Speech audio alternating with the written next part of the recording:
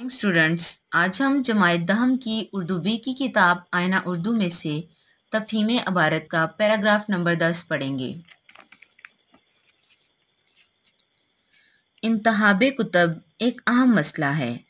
इसके लिए इस तरह की एहतियात और गौर व फिक्र की ज़रूरत है जिस तरह के दोस्तों के इंतखाब के लिए। जिस तरह एक अच्छे और नेक चाल चलन का मालिक इंसान अपने दोस्त को बुराई से बचा लेता है और एक बुरा दोस्त अपनी बद किरदारी की वजह से दूसरे दोस्त को भी तबाह कर देता है, इसी तरह अच्छी किताबें दिलो दिमाग और अदात व इतवार पर अच्छा असर डालती हैं और मुखरब इखलाक और बेहुदा किताबें तबीयत को बुराई की तरफ माइल करती हैं। इसी तरह बुरी किताबों का मुतालिया पढ़ने वाले की इखलाकी मौत का बाइस बनता है। मशाहिर ज़माना की स्वाह उमरियाँ, सफ़रनामे, तारीख़ी और मजहबी कतब और जदीद मालूमात पर लिखी हुई किताबों का मुतालिया इंसान और ख़ुसूसन तालिब इल्म के लिए बहुत मुफीद है। इखलाकी किताबों के मुतालिया से इखलाक बुलंद होता है। सवालात। सवाल नंबर 1, किताबों के इंतखाब में किस चीज़ की ज़रूरत है? किताबों के इंतखाब में एहतियात और गौर व फिक्र की ज़रूरत है।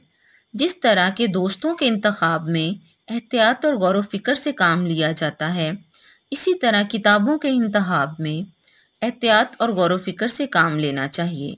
सवाल नंबर 2, बुरा दोस्त क्या नुकसान पहुंचाता है?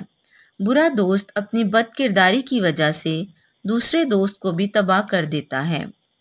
सवाल नंबर 3, ख़राब किताबें पढ़ने से क्या नुकसान होता है?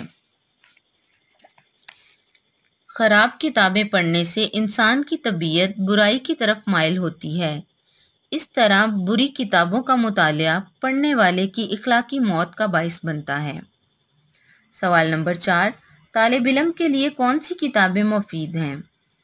एक तालिब इल्म के लिए मशाहिर ज़माना की स्वाह उमरियाँ, सफ़रनामे, तारीख़ी और मजहबी किताबें और जदीद अलूम पर लिखी हुई किताबें मुफीद हैं।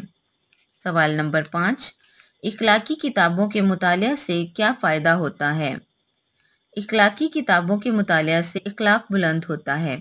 प्यारे बच्चों, ये तो है आपका तफहीम इबारत का पैराग्राफ नंबर 10। इसे आप अपनी नीट कॉपीज़ पे लिखिएगा, इसको याद कीजिएगा क्योंकि आपके तमाम नोट्स जो हैं वो चेक किए जाएंगे। शुक्रिया।